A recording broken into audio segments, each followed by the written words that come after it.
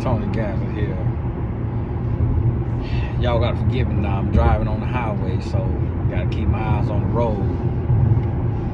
I want to talk to you about this because this is one of the things that I've been noticing a lot on my coaching calls, and I've been saying this, and I've been trying to get more and more of my clients to believe this, and that is the importance of betting on yourself. Because you got to think about it, literally, you control you. Like, the one thing you have control over is you. You can't control anything else, nor can you control anybody else. But the one thing you can control is you. So what that means is you control your output. You control your response to whatever happens in your life. One of my mentees today lost his brother, and that thing, it hurt me to hear. It hurt me to hear, because I've met his brother, and I could only imagine what he feeling. But guess what? In that moment of tragedy, of loss, of failure, of setbacks, of whatever it is life brings to us, we get a choice, and we get to decide how we respond. And so that's why I want you to be mindful and understand that you have to bet on you. You got to count on you to do the right thing. Uh-oh, what's going on now? I ran off the road with a boat. Uh-oh, did their tire blow out? Yeah, tire blew out on that boat. So you have to understand that, because it's literally up to you. And this is the thing.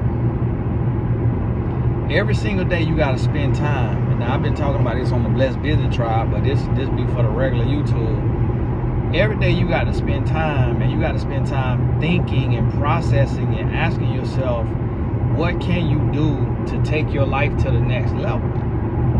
And in that, you have to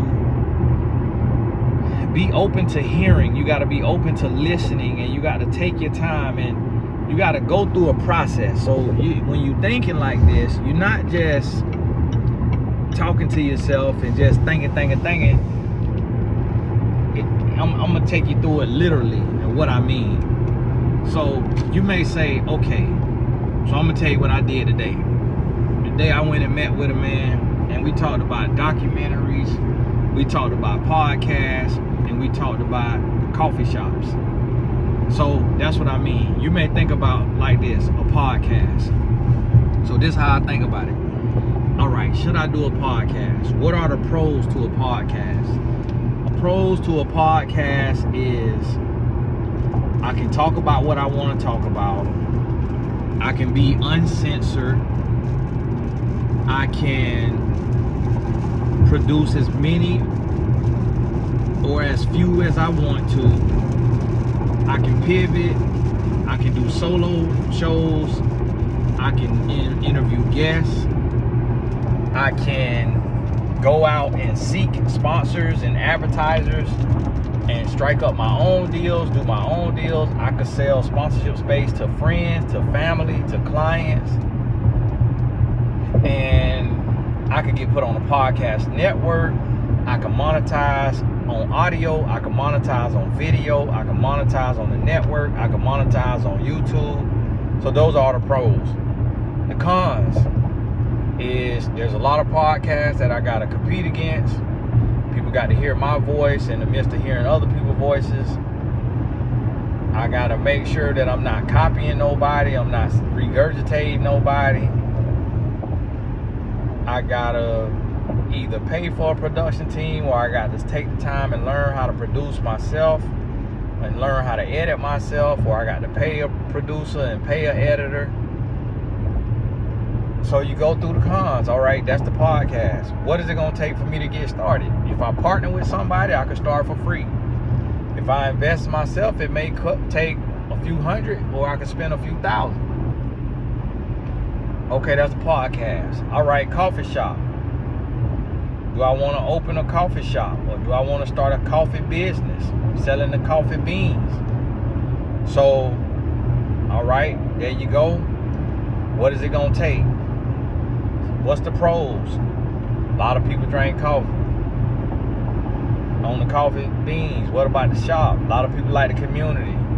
What's the cons? If I do a brick and mortar, it's going to cost me first and last month's rent, design, all it is. It's going to cost me a little bit to get up and going. So you go through it.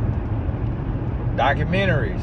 So you think about this. Now, this is just me talking about my day-to-day with my meetings today. But then also I want you to think about what you may do. Some stuff you may say, I want to do a cooking channel. I want to sell plates. I want to do t-shirts. I want to do makeup. I want to do hair oil. I want to do shoes. I want to do fashion clothes. Think about, I want to do training. I want to do consulting. I want to do life coaching. Just every day, come up with 10 ideas. Come up with 10 ideas a day. And get you a notebook. And just go through the pros and go through the cons. Go through the startup costs. Go through the marketing. And just make it make sense to you. And what you have to do is, you can't just look at what the market does. You can't just look at what the market does. You got to look at what would you do. Because seen a man steal my teacher out there, black man. I ain't never heard nobody say this before until I started saying it. And that is, nobody else in this world got your fingerprint. So you are unique. Just like you got your own fingerprint, that means you got your own blueprint. So that means you can make things shake. You can make things happen your way, your style. You don't have to do it the way I do it. You don't have to do it the way somebody else do it. See, one of the things, it's good to hire a consultant. Now, if you on here with me, then I'm going to tell you, ain't no better consultant out there. But a lot of people who be on here with me, they hire other consultants and then still end up having to come to me and learn how to do it all over and how to do it the right way. And they might have went for somebody else just because they thought they were cheaper, or just because they thought I was more expensive and they ain't even checked.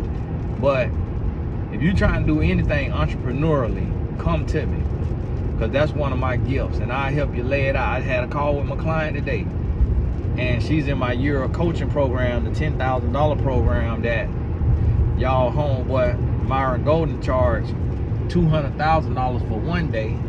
I'm charging $10K for a whole year. And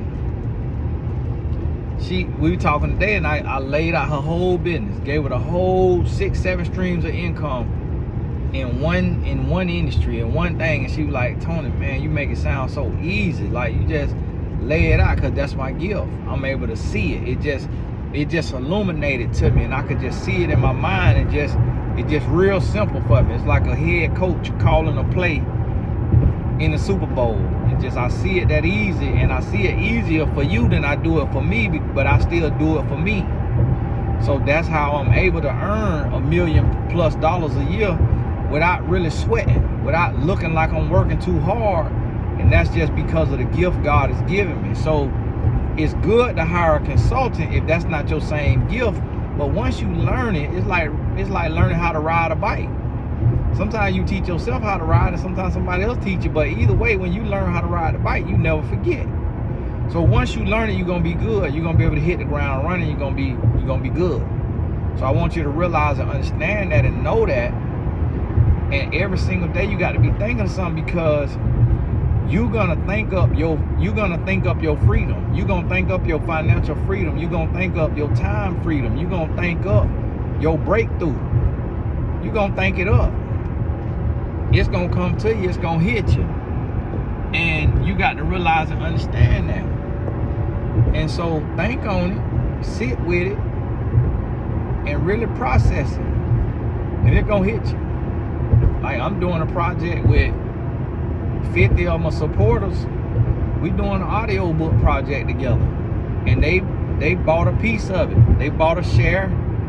The highest share owner got 5% of the project, and I'm in production on that right now. And so they gonna get a little residual check. They ain't got to worry about me giving them the money, because the way the system works is I put their name and email address. I put their email address in. They get an email to create their account. They log into their own account, connect their bank account, do all of that, put their tax information, you know, whether it's their LLC or whether it's their social security number. And then every month when the project earn money, the money come into the account, and the software, the system, the distributor split it up between everybody automatically on their own. So they ain't got to worry about me. They ain't got to worry about trusting me to get them the money. It's just about being patient and then realizing that as I'm pushing this, they get to eat on it for the rest of their life. Oh man, that just hit me right there. Yes, sir.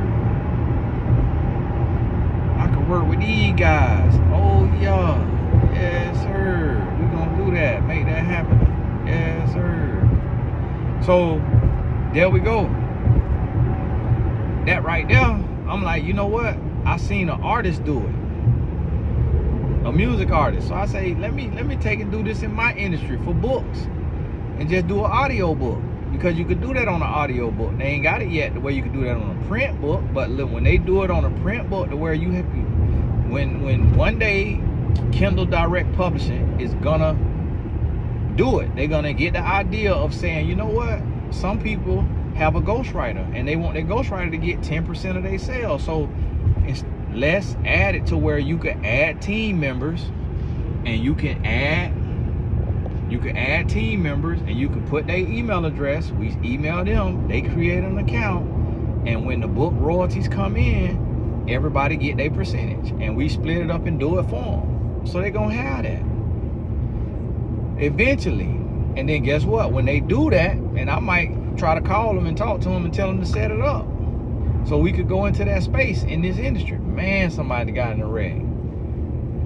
If y'all pray for me, y'all see I be on the phone coaching, and y'all ain't never seen me on the phone coaching to get in no wreck. And it be people who don't be coaching, be driving and be getting in wrecks. And I be riding past wrecks. See, that's the grace of God. That's the grace of God. And it ain't superstitious. So people are, oh, knock on wood. No, I ain't superstitious. I'm holy, covered by the blood of Jesus now. And if he allowed me to get in a wreck, that means he wanna get me a check. Cause listen, you hit me, well, listen, my neck, my back, my shoulder, my leg, my booty cheek, everything ruptured.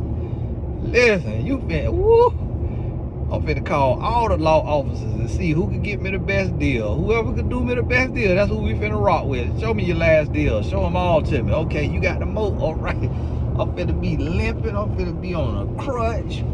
Everything. Y'all keep me lifted in prayer. Cause see, I gotta multitask. Cause I run too many businesses. So I gotta multitask. And what this is, I'm 40 years old, 40 to 80. Is what I'm telling y'all, 40 to 80, this is my billionaire era. It's where I'm working to be a billionaire. And it ain't about the money. It's about the platform and what you get to do as a billionaire. When you become a billionaire, you got every ear you need. And people gonna sit down and listen, and you know what they're gonna hear? They're gonna hear the word of God. And what they're gonna see is that you could be wealthy and you could be a Christian. You could be righteous and be a Christian. And so that's what it's gonna be. So this is what I'm working towards, and I got to do the work, and I just got to trust God to be with me and bless me. And that's one of the things that a lot of people, you want God to do everything. No, you got to work, and God bless your hands at work. But you got to work, and a lot of people don't want to work. And that's why I tell you, that's why you got to think of these ideas. Think about it. The Bible tells us to study the ant. And what did it say about the ant? It say the ant man, that boy, you remember the TV show Everybody Hates Chris? He doing Walmart ads now on the billboard. I know they probably paying him pretty decent, but man, that don't, I guess, I just wouldn't expect to see him up there with Walmart. These Target, Walmart be having too many booty crates out when you go in there. So back to what I was saying is, you got to be thinking of your ideals, because how can God make you a millionaire? Because the Bible say money answereth all things. So it also say the love of money. That's why you could pursue money. You could pursue increasing your income, just like the parable about the men with the talents. And they were supposed to go out and invest their money to multiply their money. That's not a sin. That's biblical to multiply your money. But what you cannot do is fall in love with money to where you worship money. See, money has to be means to advance the kingdom. So you use your money to do ministry. You use your money to open doors and get you in rooms and get you in platforms to where you can be a light for Christ. And if Christ know your heart, then that's what he gonna do. That's why he gonna bless you. And see, me, I don't want to be wealthy to be wealthy, just to have money. What I want to do is represent the peace and the prosperity of a righteous lifestyle. So yes, people gonna see my family living at the highest level, but they also gonna see an uncompromising, unflinching walk with Christ. So they gonna understand. And then they're going to understand Christianity in its fullness and its wholeness, because a lot of times people be so caught up in being just fake holy and fake righteous and trying to look perfect, but then be living a debaucherous lifestyle. And my wife, she said this to me, because she'll have a little cocktail or whatever whenever we go out. And sometimes it might be a mocktail, but she do her little reels and she be having a little cocktail. And then I'll be like, baby, you know, I don't know, we can post them cocktails as Christians. She be like, listen, Jesus turned water into wine. There ain't nothing wrong with having an adult beverage as an adult, as long as you're not abusing it. The Bible say don't be a drunkard. The Bible say don't be a wine bibbler. It don't say you can't have alcohol as a regular adult Christian. Now, if you a priest, you a pastor, you in a certain position to where you're not supposed to have strong drink, because of your role and what you called to in that season. That's something different. So she told, and she said, I'm not finna fake and I'm not finna hide for nobody. And then I took and I looked, and when she be posting, not a single person say anything about it. So I'm like, okay, so all right, I get it. People understand that a Christian still could live, you just can't live unrighteously. You can't live sacrilegious. And so that's what I want to be able to show, because a lot of people, I was talking to a sister on my interview series that I'm doing, and she's like, Tony, people have associated Christianity with poverty. She was like, so many people think being a Christian mean being broke. And she's like, you know, we think being a Christian mean being broke, but she said Jacob was not broke. Isaac was not broke. Abraham was not broke. David was not broke. Solomon was not broke. Job was not broke. She was like, these people was the equivalent of billionaires. She said, but people don't think about that and how God blessed them with cattle on 1,000 hills. They had more livestock than their contemporaries, than the other people in the land. They was blessed and favored, and the blessing of God was on their life. And that also lended to their financial prosperity, not just their peace and their righteousness and their wholeness spiritually, but that spiritual wholeness and that spiritual righteousness led to financial abundance. And I say, woo, sister, you preaching now. You preaching now. And she came to the Lord as an adult. And she had this revelation. And I'm like, wow. Okay, now. But see, it ain't about worshiping it. It's just about understanding that you doing business in the marketplace, you building your brand, you building your platform. It just need to be a light for Christ. But ain't nothing wrong with you building it, long as you doing it ethically and above board. You own the song. So think about that and get that in your spirit. And once you start to realize that, life gonna start to change for you. But hey, this Tony Gas, I'm about to get on off on it as I'm getting close. We got a little guys night tonight, since our wives is down to the beach. We meeting up for dinner. Good men of God meeting up for dinner. And guess what? We don't be looking at no booty. We don't be talking about no women. We don't be cheating. We talk about life and sports and business and just eating good food. And then I be covering the tab. I might let everybody cover themselves tonight, but I be covering the tab just because I understand the position that God got me in, and I rarely sit with men that earn what God has blessed me to earn. So I try to always, you know, show love and let it be ministry from my end of things on that right there. But hey, it's Tony Gasson. God bless you. We'll talk soon.